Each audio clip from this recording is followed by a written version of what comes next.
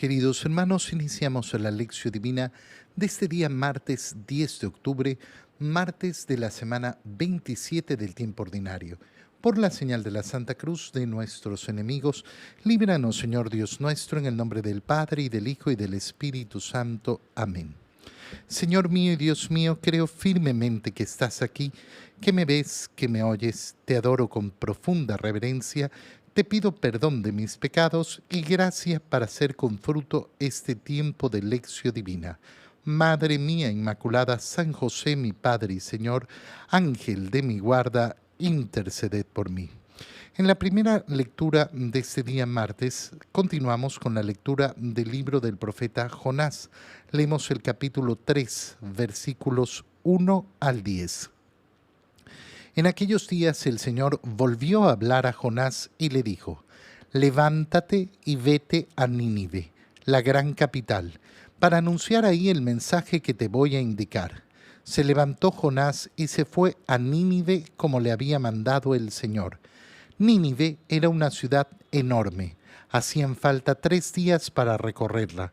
Jonás caminó por la ciudad durante un día pregonando: dentro de 40 días Nínive será destruida. Los ninivitas creyeron en Dios, ordenaron un ayuno y se vistieron de sayal, grandes y pequeños. Llegó la noticia al rey de Nínive, que se levantó del trono, se quitó el manto, se vistió de sayal, se sentó sobre ceniza y en nombre suyo y de sus ministros mandó proclamar en Nínive el siguiente decreto: que hombres y animales, vacas y ovejas, no prueben bocado, que no pasten ni beban, que todos se vistan de sayal e invoquen con fervor a Dios, y que cada uno se arrepienta de su mala vida y deje de cometer injusticias. Quizá Dios se arrepienta y nos perdone, aplaque el incendio de su ira, y así no moriremos. Cuando Dios vio sus obras y cómo se convertían de su mala vida, cambió de parecer y no les mandó el castigo que había determinado imponerles. Palabra de Dios. Continuamos en esta lectura del libro de Job, donde vemos efectivamente de Jonás. Vemos cómo Jonás vuelve a recibir el mandato del Señor. Vuelve el Señor a hablarle a Jonás. Esto después de lo que leíamos ayer, como después del primer anuncio del Señor, de la primera llamada del Señor, Jonás decidió escapar a la voluntad de Dios, no querer cumplir con la voluntad del Señor. Tenía miedo de convertirse en el profeta del Señor, en el enviado del Señor, y prefiere huir. Esa huida, la vimos, fue completamente inútil. ¿Por qué? Porque al final del día no podemos huir de los designios del Señor. Y entonces le vuelve a hablar Dios a Jonás. ¿Y qué es lo que le dice? Vuelve a lo mismo. Levántate y vete a Nínive, la gran capital, para anunciar ahí mi mensaje, el mensaje que yo te voy a dar. Es importantísimo darnos cuenta cuál es el deseo del Señor. El deseo de Dios no es la destrucción de Nínive. La destrucción de Nínive ocurrirá si no escuchan la palabra del Señor. Pero no podemos decir que el deseo del corazón de Dios sea la destrucción de aquella ciudad ni de aquellos habitantes, como no lo es el mal para ninguno de nosotros. Es tan importante recordar esto siempre. Dios no quiere nuestro mal. Dios no quiere el mal para ninguno de nosotros, pero nos llama siempre a la conversión. ¿Para qué? Para que podamos arrepentirnos. Lo que desea es nuestro amor, lo que desea es nuestra cercanía. Jonás finalmente cumple con ir a Nínive y va como le había mandado el Señor. Nos dice la lectura que Nínive era una ciudad enorme. Hacían falta 3 días para recorrerla. Es decir, que se trata de una ciudad gigantesca donde habitan muchísimas personas. Uno cuando piensa 3 días para recorrer una ciudad, claro, estamos hablando de recorrerla a pie de un lado a otro. Por tanto, en un día no basta para llegar a toda la ciudad. Jonás caminó por la ciudad durante un día. No tuvo ni siquiera que recorrerla durante esos 3 días, sino que durante un solo día pregona, dentro de 40 días, Nínive será destruida. Aquí aparece esta imagen de los 40 días, este número tan significativo y tan simbólico que nos recuerda esos 40 años de Israel en el desierto, esos 40 días que tiene Nínive para hacer penitencia, para convertirse, esos 40 días que Jesús pasó en el desierto justamente haciendo penitencia, recordando esos 40 años de Israel en el desierto, esa penitencia de Nínive, y que se convierte en la nueva alianza en esos 40 días de Cuaresma, en los cuales siempre se nos invita a entrar en esa penitencia, en ese arrepentimiento, en esa conversión de nuestros pecados.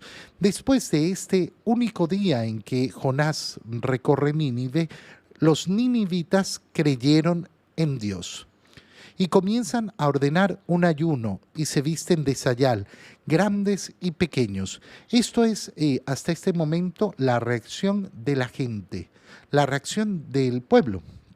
No estamos hablando todavía de toda la ciudad, sino de aquellos que van escuchando el anuncio de Jonás. Qué bonito es darnos cuenta de que Jonás había huido de la voluntad de Dios porque creía que era terrible lo que le estaba pidiendo Dios. Tener que ir a predicar a esta ciudad, a anunciar que iba a ser destruida si no se convertían, si no cambiaban. Jonás no se siente ni digno ni capaz, y sin embargo su mensaje llega. ¿Por qué? Porque el Señor nos usa como instrumentos, pero la gracia que mueve el corazón de los otros no es la acción de nosotros, sino la acción de Dios en el corazón a través de esos instrumentos. Y por eso tenemos que tener claro que siempre seremos capaces de invitar a la conversión de las almas. ¿Por qué? Porque esa conversión no va a depender ni de mi fuerza, ni de mi palabra, ni de mi capacidad, sino de la gracia de Dios. Pero yo tengo que ser dócil instrumento para Dios. Los ninivitas entonces creyeron, pero llega la noticia al rey de Nínive, que se levantó del trono, se quitó el manto, se vistió de sayal, se sentó sobre ceniza. Es decir, la segunda acción es ya no los ciudadanos, sino el rey. Pero el rey de manera personal, él en primer lugar hace penitencia, pide perdón y como rey manda efectivamente a que todos vivan esa penitencia. En nombre suyo y de sus ministros mandó proclamar que hombres y animales, vacas y ovejas no prueben bocado, que no pasten ni beban, que todos se vistan de sayal e invoquen por fervor a Dios, y que cada uno se arrepienta de su mala vida y deje de cometer injusticias. Esta escena es preciosa porque nos marca la fuerza de la acción del gobernante. Los gobernantes al final siempre son esa autoridad legalmente, si es que han sido legalmente constituidos, que tienen un poder sobre una nación, sobre una población. ¿Por qué? Porque se los permite Dios. Y qué importante es darnos cuenta que el deseo de nuestro corazón tiene que ser tener gobernantes que miran a Dios, que ponen efectivamente a Dios como custodio y protector de su gobierno. Qué terrible es cuando vemos esa imagen de, ay no, el Estado laico, no podemos hablar de Dios, no podemos. Esto es una falsedad del modernismo. Esto es una falsedad en la cual nos quieren embullir cada vez más.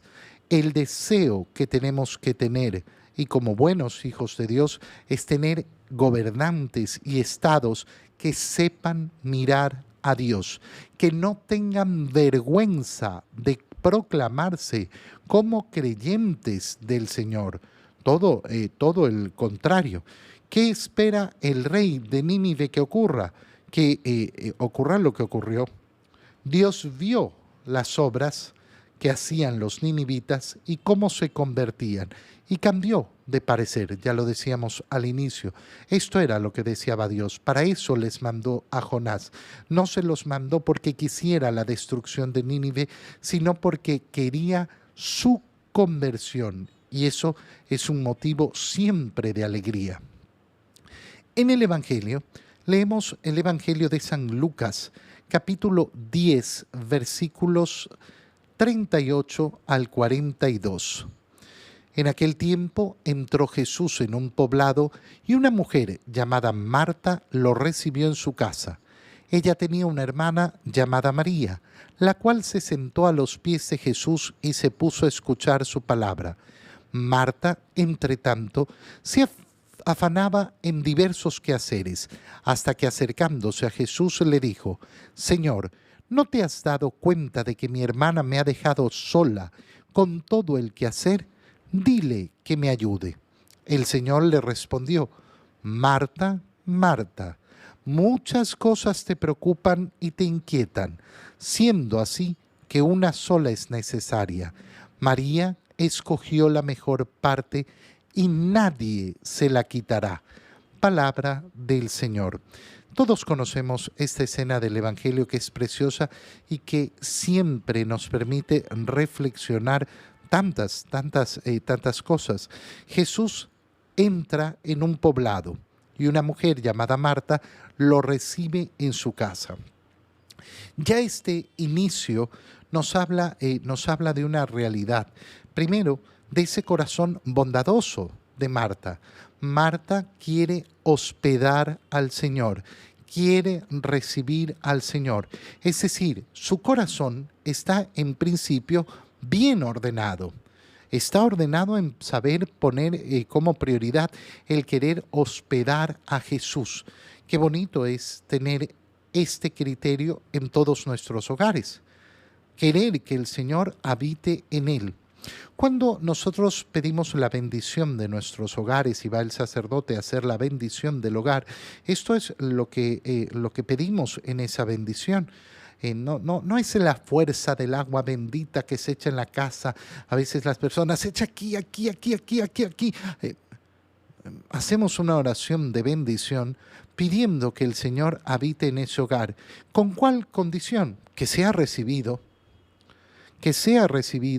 que haya un corazón hospitalario en ese hogar, que quiera recibir al Señor. ¿Y cómo se hace para recibir al Señor? Muy sencillo, cumpliendo sus mandamientos, convirtiendo nuestro hogar en un hogar modelo de acuerdo a la palabra de Dios. Ahí es donde va a habitar el Señor, ahí es donde va a entrar el Señor, ahí es donde se va a hospedar el Señor. Pero si en el hogar no se vive la fe, si en el hogar no hay personas que quieran ir a misa, confesarse, comulgar, que no tienen oración, entonces, bueno, la bendición de la casa será inútil, absolutamente inútil. La bendición será fortaleza de ese hogar en la medida efectiva de que ese hogar quiere recibir al Señor. Marta ha querido recibir a Jesús. Esto es hermoso. Esto nos indica además la familiaridad que tiene Marta con Jesús. Ya después nos enteramos la gran amistad que tenía Jesús con estos tres hermanos. Aquí solo se nos mencionan dos, solo se nos mencionan a las hermanas, a Marta y a María. Pero sabemos que Marta y María tienen un hermano que se llama Lázaro, que es aquel que murió y el Señor lo resucitó. Esto es previo a esa resurrección de Lázaro. Jesús entonces llega a ese poblado y es recibido. Ella tenía una hermana llamada María, la cual se sentó a sus pies. Fíjate la actitud. Se sentó a los pies del Señor. Se sentó a los pies del Señor. ¿Qué es lo que nos indica? Nos indica algo muy sencillo, esa actitud de querer verdaderamente aprovechar la visita. Aprovechar la visita. Marta ha tenido ese corazón hospitalario, ese corazón deseoso de recibir a Jesús. Pero es María la que aprovecha la ocasión para sentarse a los pies de Jesús y escuchar su palabra. Escuchar su palabra. ¿Qué es lo más importante que voy a hacer con la venida de Jesús a mi hogar? Sentarme a sus pies, ponerme a sus pies, escuchar su palabra. Y ya sabemos el final, cómo efectivamente esta es la acción primaria, esta es la acción más importante que se tiene que realizar. ¿Qué hace por su lado Marta? Marta, entre tanto, se afanaba en diversos quehaceres. ¿Qué quehaceres es los que afanan a Marta? Atender a los huéspedes. Y claro, es precioso efectivamente atender a los huéspedes, pero resulta que en ese atender, en ese hacer muchas cosas, Marta se olvida de lo esencial. Marta se olvida de escuchar a Jesús, de estar con Él. Al final, qué bonito es poderle brindar una cosa y poderle brindar otra cosa y poderle hacer probar aquello que le preparó. Pero si el Señor ha entrado a mi casa, es para poder estar con nosotros. Y entonces, qué importante, estar con Él. Aquí se nos va a presentar la diferencia entre el activismo y el amor. Mira, uno puede llenarse de muchas actividades, de muchas acciones, pero no llegar verdaderamente al amor. El activismo tiene el mal que nos hace pensar que al hacer mucho estamos haciendo todo lo que podemos, cuando en ese activismo, como vemos en Marta, nos podemos olvidar de lo esencial. Y si no está lo esencial, todas las actividades, por más buenas que sean, no van a servir de mucho.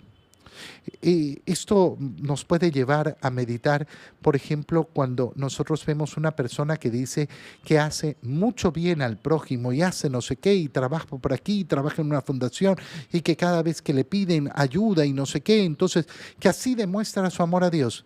Hermano, comulgas. No, eso yo no lo hago. Eso era lo esencial. Eso era lo esencial en el amor a Dios.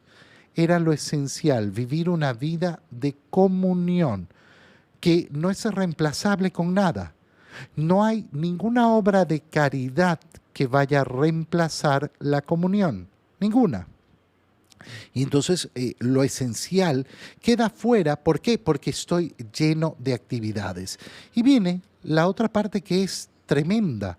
¿Por qué? Porque Marta no le pide a su hermana ayuda, sino que le reclama al Señor, como si Jesús tuviera que ser aquel que le vaya y le diga a la hermana: Señor, ¿no te has dado cuenta que mi hermana me ha dejado sola con todo el quehacer? Dile que me ayude. Y la respuesta es muy sencilla. Díselo tú. Díselo tú. ¿Por qué andas buscando un tercero que diga lo que tú quieres decirle a la persona? Dile: María, ayúdame.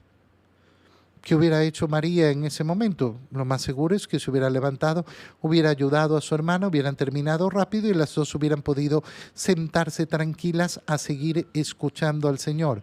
Pero Marta se ha ido llenando de furia.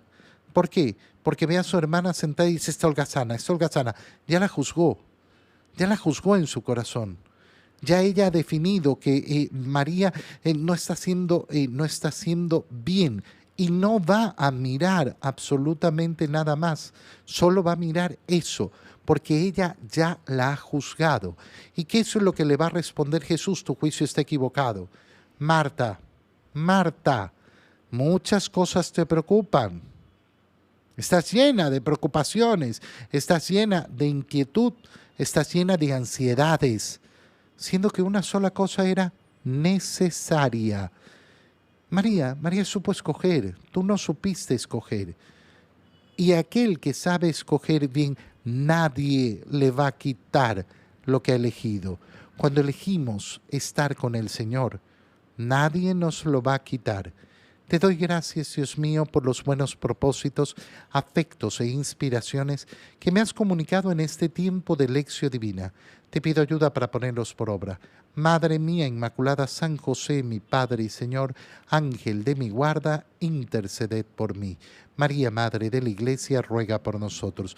Queridos hermanos, reciban mi bendición para que el Señor los cuide y los proteja en el nombre del Padre, y del Hijo, y del Espíritu Santo. Amén. Que tengan todos un muy feliz día.